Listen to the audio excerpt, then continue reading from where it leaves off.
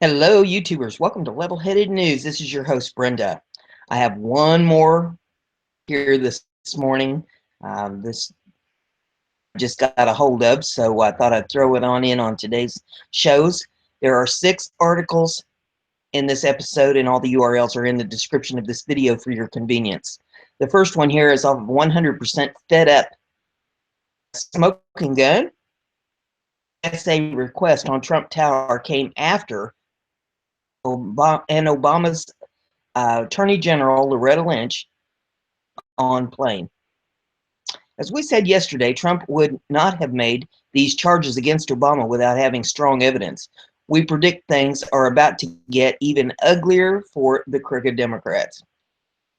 In the 27th of 2016, Bill Clinton met secretly with Obama Attorney General Loretta Lynch at Harbor International Airport. Director James Comey laid out the many scandalous activities taken by Hillary Clinton while she was President Obama's Secretary of State, said these famous words: "Our judgment is that no reasonable prosecutor a case." The meeting between Bill Clinton and Attorney General Lynch occurred about the same time. The administration filed a request with the Foreign Intelligence Service Court, ISA, to monitor communications involving Donald Trump and other advisors. The request, uncharacteristically, was denied. In October of 2016, WikiLeaks began releasing emails of Clinton's campaign chair, John Podesta, rolling out batches every day until the election, creating new mini-scandals, ignored by the mainstream media. For Democrat Hillary Clinton spread widely sites that chose to share the truth. At the same time, the Obama administration submitted new narrow requests to the FISA court, now focused on computer server in Trump Tower suspected of links to Russian banks. No evidence is found, but the wiretaps continued ostensibly for national security reasons, Andrew McCarthy at National Review later notes. The Obama administration was monitoring an opposing presidential campaign using the high-tech surveillance powers of the Federal Intelligence Services. At the same time, the leaks started coming. Liberal website Slate posted a report on October the 31st titled, "Was a Trump server communicating with Russia?" The subtitle to the post read, "This spring, a group of computer scientists set out to determine whether hackers were interfering with the Trump campaign. They found something they weren't expecting." The full article, there is a link to the Gateway Pundit, the rest of that. Man, up. Holy moly. The next one here, Freedom, and it says, Valerie Jarrett has moved into Obama anti-Trump command center to aid in the effort to sabotage the president. Never before have we seen a previous president and his team openly attempt to sabotage the next president, but that is precisely what is happening. Most ex-presidents have chosen to move far away from Washington, but Barack Obama decided to purchase a home less than 2 miles from the White House. Staff members are either working directly with him or are working for his political organization called the Organizing for Action. And a particular concern is the fact that Valerie Jarrett has actually moved into Obama's $5 million home, which is Obama's anti-Trump command center. Obama wouldn't even sneeze without consulting Valerie Jarrett first, and needless to say, Jarrett has not moved in wallpaper and drapes. Jarrett has a hardcore political operative, and she has reportedly convinced Obama that he needs to lead the fight against Trump. And when I say fight against Trump, I don't mean just trying to block his agenda from getting through Congress. That Barack Obama actually intends to try to remove Trump from the White House, following the Daily Mail. There's some, pull that up and take a look at that. But the Daily Mail posts Barack, well, got a pop up here. A little too much during that business. Let's get this straightened up here. Barack Obama is turning his new home in the Mara section of the nation's capital, just 2 miles away from the White House, into the nerve center emergency against his successor, President Donald J. Trump. Obama's goal, according to a close family friend, is to oust Trump from the presidency, either by forcing his resignation or through his impeachment. And Obama is being aided in his political crusade by his longtime conciliature, I'm not sure how it's pronounced, Valerie Jarrett, who has moved into the 8,200 square foot, $5.3 million Colorado mansion for President and Michelle Obama, longtime best friends. From this anti-Trump nerve center, the Obamas and Valerie Jarrett will be directing an army of more than 30,000 activists that are committed to an organization known as the Organizing for Action. And there's a link to the previous article that they've got here, but it says, if you read my previous article about this army of activists, you already know action grew out of the Obama presidential campaign, and at this point, it claims to have 250 chapters around the nation. Obama does not exactly plan to just sit on the sidelines and let others do the work. Eric Holder says that Barack Obama is rested and ready to roll. He's coming, Holder said, speaking to reporters at a briefing for the new group, and he's ready to roll. Said Obama will be a more visible part of the effort. Holder said that the usual pattern of the party in the White House, losing state legislative seats in off-year elections, would hold here, but I expect we'll see that on steroids with President Trump. Won the election in November, Barack Obama and his team have been quietly working against him. Even while Obama was all smiles in public, members of his administration were working feverishly to spread information that would undermine the incoming president. For example, just check out what the New York Times just reported. In the Obama administration's last days, officials scrambled to spread information about Russian efforts to undermine the presidential election and about possible contacts between associates of President-elect Donald J. Trump and Russians across the government. Former American officials say they had two aims: meddling isn't duplicated in future American or European elections, and to leave a clear trail of intelligence for government investigators. American allies, including the British and the Dutch, had provided information describing meetings between Russian officials and others close to Russia's President Vladimir Putin and President-elect Trump, according to 3 former American officials who requested anonymity by intelligence. If you have ever wondered where all of these leaks are coming from, the truth is that they are coming from people inside the government that are still loyal to Obama. Washington Post ran a story with this alarming headline. It says, the Trump presidency the Trump presidency can't seem to escape Russia's shadow. Trump and his team are continually plagued by this stuff. It's because the internal sabotage directed against him. And of course, the mainstream media will just eat up any anti-Trump morsel that they can possibly get in their hands. Mainstream media absolutely hate Trump, and so they are quite eager to aid in sabotaging him any way they can. Sabotage that occurred not too long ago. White House officials believe Obama administration employees attempted to sabotage President Trump by releasing an incomplete memo suggesting that Trump's travel ban focusing on 7 Muslim majority countries contradicts government intelligence.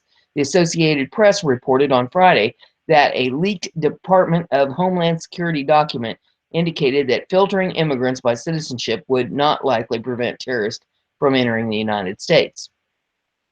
It seems like something new comes out, and this kind of political warfare is not going to lead anywhere good. At this point, there is very little chance that most of the country will unite behind the new president, and Obama and his team are going to continue to try to cause strife and disruption any way they can.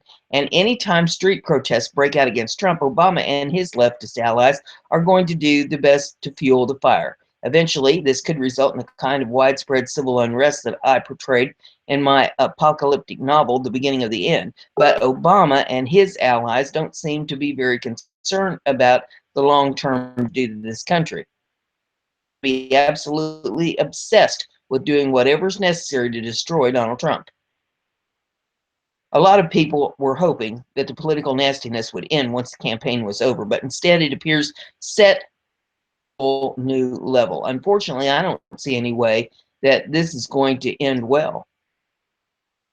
Next article that I have for you is off of beforeitsnews.com. And the hamster in the wheel goes round and round.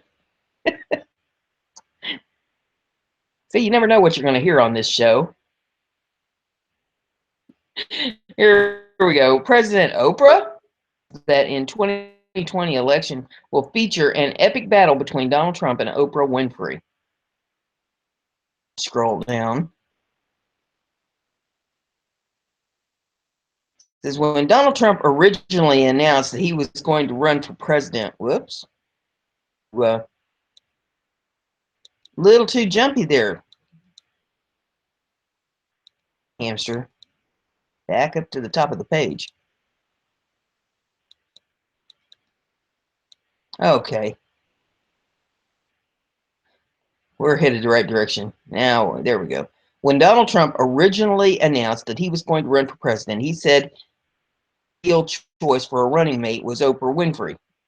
But now he may be actually running against her in 2020 election. A recent episode of the Gibson show that featured an interview with Oprah Winfrey is creating a tremendous amount of buzz that Oprah Winfrey may throw her hat into the ring cycle. This particular episode was taped back on December the 12th, but it didn't aired on Bloomberg TV until last Tuesday. You can see the portion of the interview in which Oprah is asked about her presidential aspirations on YouTube right here, and there's a link. It says, as you can see, she definitely sounds like someone that is very seriously thinking about running. Prior to this last election, Oprah says that she never even considered the possibility of running, but in November made her realize that maybe she should do it. The following summary of the most important moments from the interview comes from Charisma News, and the quote is, "I actually never thought, never considered the question, even the possibility," she said while smiling coyly. "I just thought, because it's clear experience to be elected president of the United States," Rubenstein interjected. She replied, "I thought, oh, gee, I don't have the experience. I don't know enough." When Oprah made these statements, she had to know that they would create a firestorm. What is happening? People are going absolutely crazy on Twitter at the thought that we could have President Oprah in 2020, and Matt Drudge is extremely enthusiastic about, and it jumped. Hang on. Matt Drudge is extremely enthusiastic about a Trump versus Oprah race. In a tweet sent Wednesday morning, the reclusive journalist who broke the Clinton-Monica Lewinsky scandal said such a race would be one for the ages. Trump versus Oprah would be a big race in American history. Make this happen, Drudge tweeted to 500,000 followers. Not the first time that it has been suggested that Oprah Just 1 week after the election, political activist Michael Moore mentioned her as a potential candidate.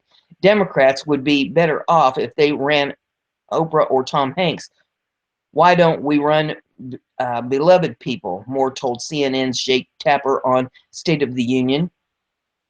Many of them, he said. The Republicans do this. They run Reagan as the Terminator, or I'm sorry, they run Reagan and the Terminator and other people. It was a reference to former California Governor Arnold Schwarzenegger as well as former President Ronald Reagan.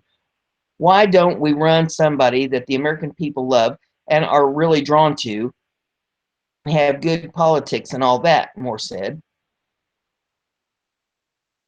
Oprah would make a horrible president. Her political views are ultra-liberal, and she has no practical political experience whatsoever. However, if she did run, she would definitely be the front runner for the Democrats' nomination. Biden and Elizabeth Warren are considered to be the most likely opponents for Trump, and Oprah would, or try this again.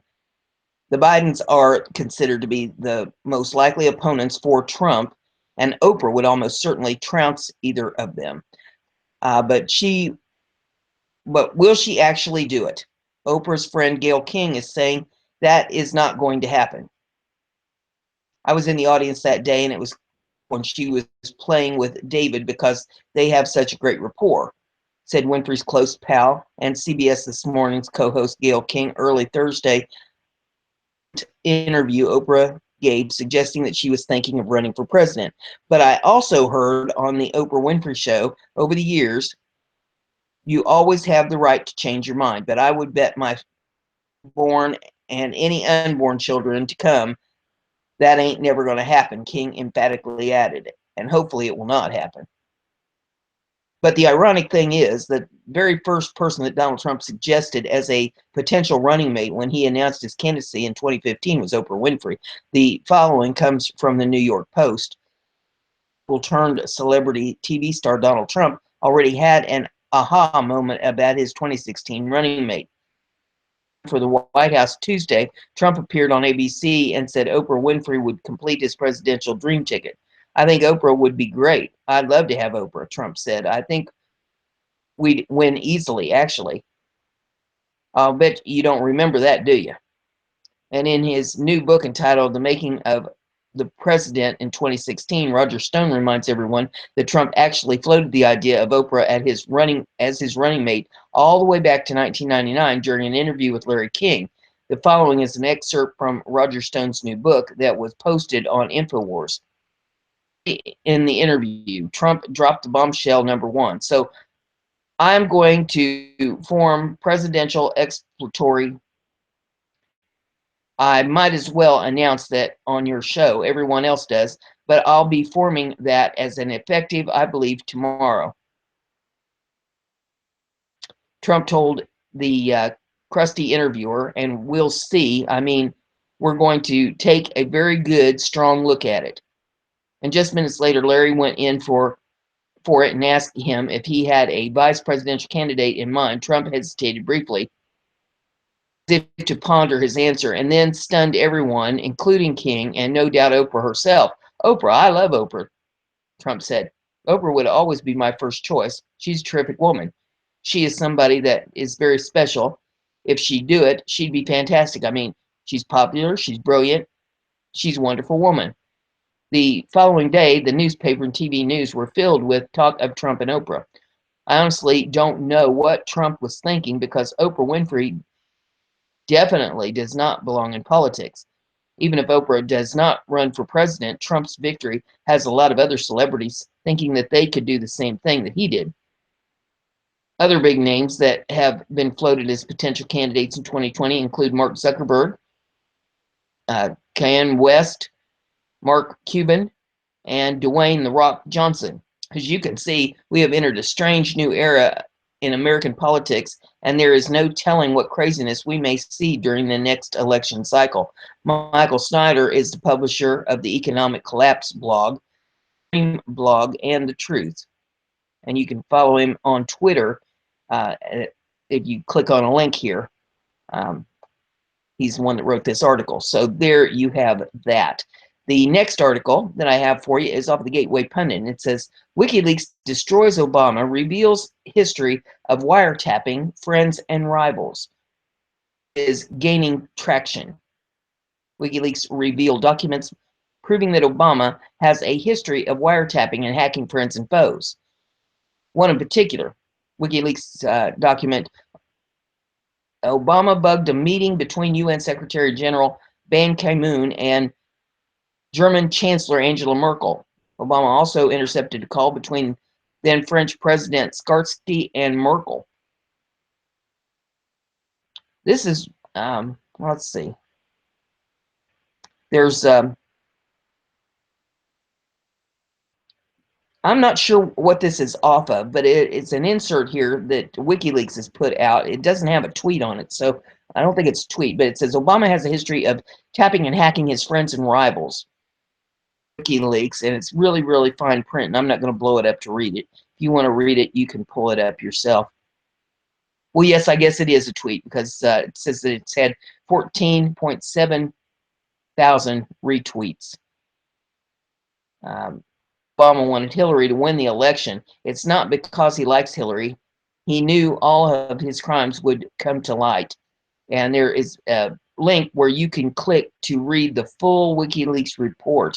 WikiLeaks says Obama has a history of tapping and hacking his friends and rivals.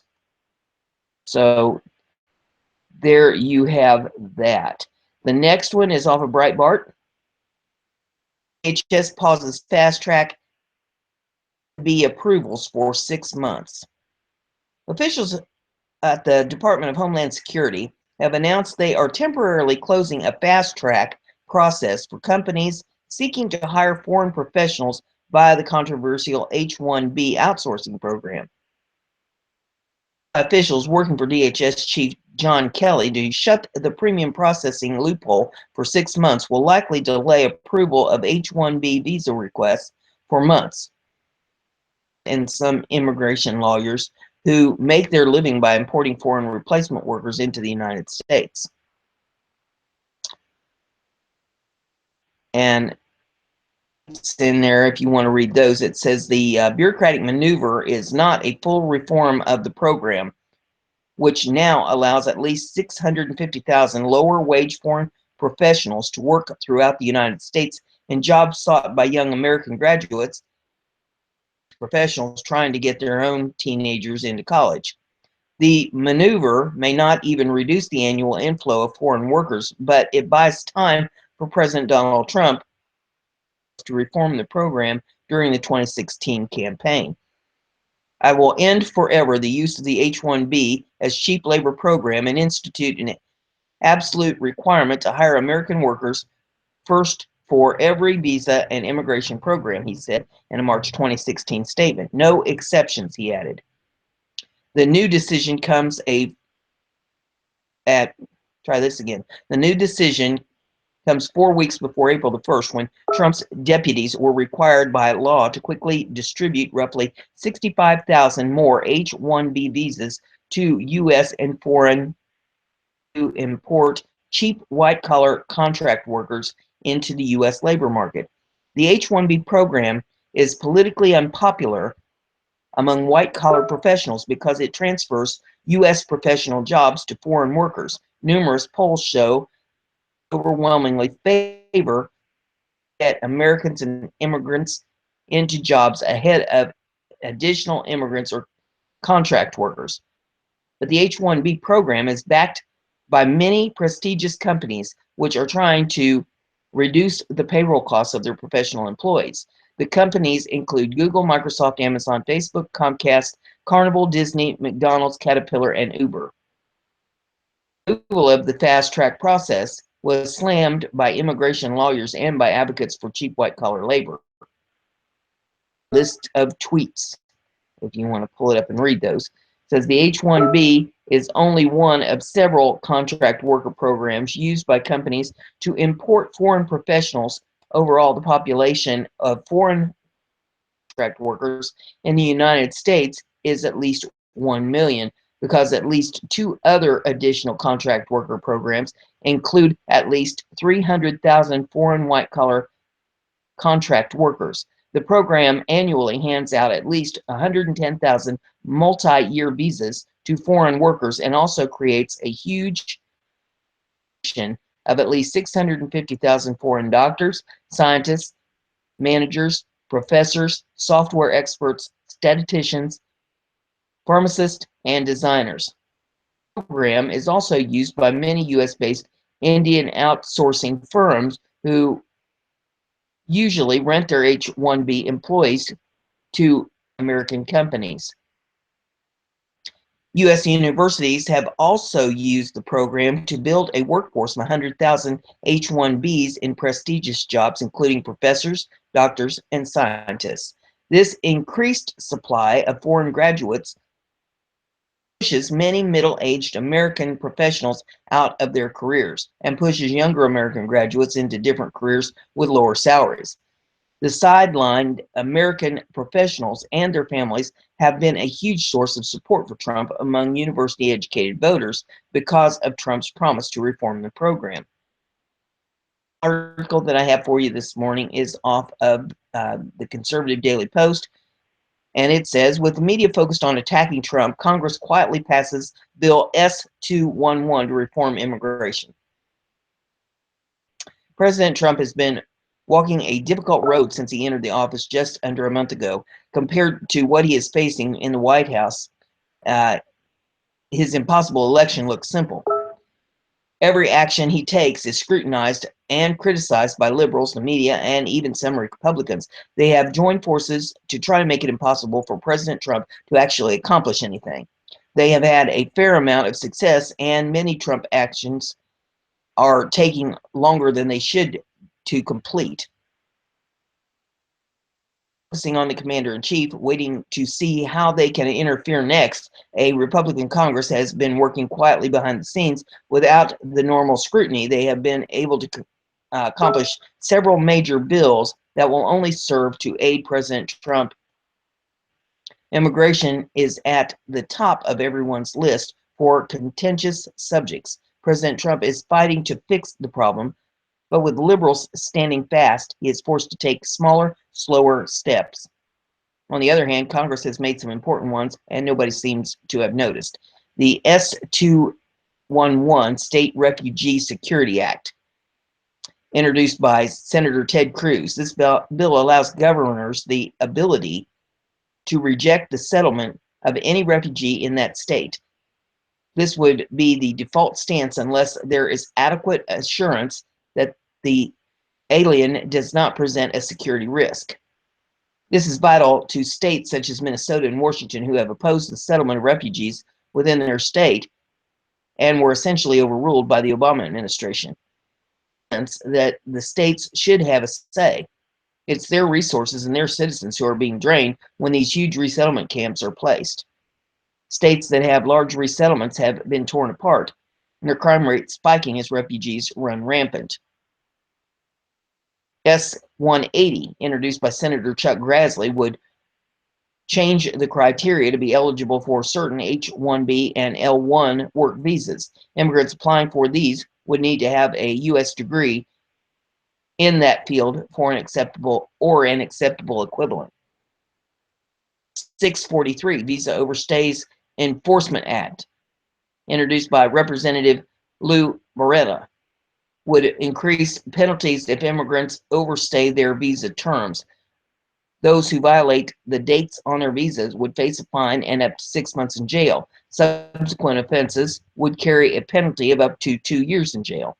Senator Grassley is also working to assist in mandating E-Verify program. This would be a computerized government record system that confirms employees' authorization to work in the U.S. This would greatly reduce the capability of illegals to manipulate the system and gain employment under false pretenses. The bill would also require notification from U.S. Citizenship and Immigration Service, the USCIS, to the Immigration and Customs Enforcement of anyone who receives a final non-confirmation message. that an employee is not authorized to work in the United States. The E-Verify system had come under scrutiny before it was considered a form of computerized mass deportation. Given what President Trump hopes to accomplish with immigration, the E-Verify system would be a major boost, the electronic equivalent of President Trump's wall.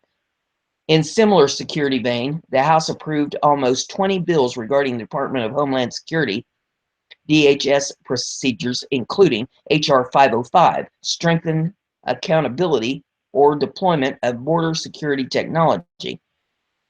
12 will establish a grant program to promote cooperative research between the U.S. and Israel on cybersecurity. Previous lax procedures allowed cyber terrorism to become a major threat for the United States. These bills are probably just the beginning of more legislation to combat that danger. In addition to strengthened security to battle outside risk, the House confronted insider access as well as 3 different bills. H.R. 666 established a program entitled Insider Threat. This would aid in identifying the threat that an insider will use his or her authorized access unwittingly to do harm to the security of the United States, including damage to the United States through espionage, terrorism, the unauthorized disclosure of classified national security information, or through the loss of degradation of departmental resources or capabilities. Although H.R. 666 does not specifically mention whistleblowers, think Edward Snowden and Chelsea Manning, 2 other bills do. H.R. 914 and H.R. 67, aka the Thoroughly Investigating Retaliation Against Whistleblowers Act. The contradictory legislation suggests the DHS has a vested interest in maintaining the outside appearance of pro-whistleblower stance, even as they devote more resources to identifying whistleblowers within the department. Besides immigration and security policies, Congress took aim at the Environmental Protection Agency, the Department of Education, the Election Assistance Commission, Roe v. Wade, nuclear technology, and marijuana legislation. A total of 7 bills between the House and the Senate went after Roe v. Wade, Republicans taking advantage of their majority to do battle for pro-life advocates. S. 231, H.R. 681, Resolution 15, H.R. 692, H.R. 718, H.R. 354, and H.R. 7.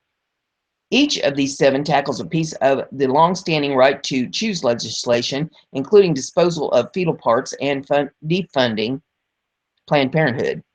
It is heartening to see such support of our president at a time when everyone appears determined to stop him. The current controversy has to do with the issues. Losing battle because they have problems with President Trump, not necessarily his politics or his policies. Along the way, of no concern to the left, necessary delays for important legislation. All that they are truly accomplishing is showing the world that the Democratic Party has become a futile, broken entity. And that's all I had for you this morning. I hope you have a wonderful day. Please give this a thumbs up if you like what I'm doing here.